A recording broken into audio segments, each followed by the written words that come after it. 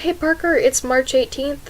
I'm very, very sick. I have the sniffles. My head is currently pounding and I'm going through hot flashes and chills, so this is gonna be a very quick video, and then I'm gonna go take a nap because I have midterms tomorrow and I'm not prepared.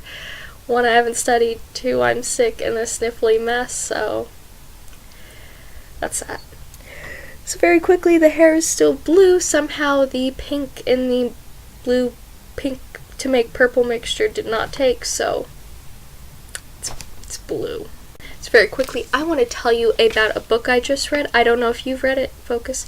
It's called The Walled City by Ryan Graudin, and oh my god, I have not enjoyed a book this much in quite a while. Like, I read it in like 2 days, I think, but I loved it so much. It's amazing.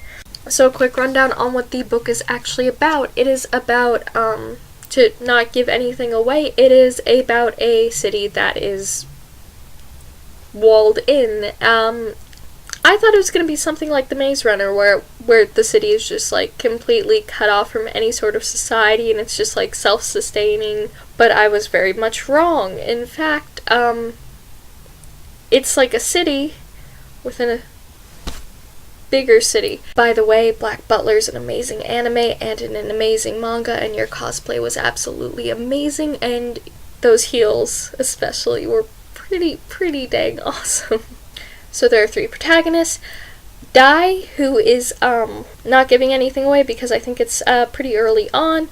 Dai is like a drug runner, and let me check. Okay, I'm not gonna give it away because I can't find it and I don't want to give spoilers away in case you do plan on reading the book, but there's a boy named Dai. He teams up with a boy named Jean Long, and Dai then comes into contact with a prostitute named Mai, I think. And like their stories are all very much tangled together. It's an amazing book. I highly recommend it. And so I was getting to the end of the book. I was very in love with it. And then I got to the author's note in the back of the book where she then goes, "The walled city was real." And then she goes on to talk about how the walled city in this novel is based off of an actual walled city called Kowloon in Hong Kong.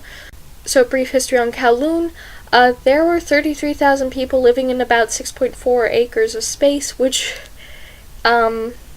is a lot. Like, it's stiff, like it's just pretty much jam-packed with people. But it started out as a fort, a military fort in about the Song Dynasty, which was like 900 CE, I think.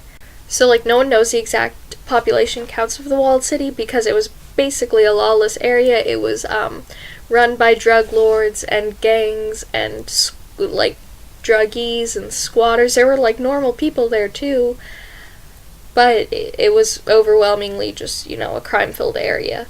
So like no one really knows a lot about what went on in the walled city because the police didn't want to go. No one really wanted to go unless they were forced there. But like this place was amazing. It was basically built, like they didn't expand out, they expanded up, like to the point where most of the time you just couldn't see the sky. Like it was just too tall. People lived in overwhelmingly impoverished lives there. Like they couldn't even see the sky a lot of times just because the buildings were so tall, and like it's insane. It seems like something out of like a sci-fi novel or a dystopian novel or something. The demolition took a year, from March of 1993 to April of 1994.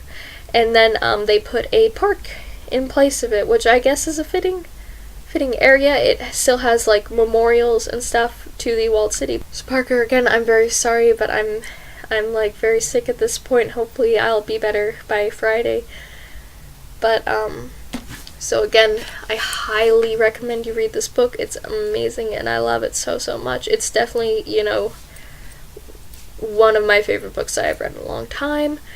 I look forward to your challenge, and I will see you tomorrow.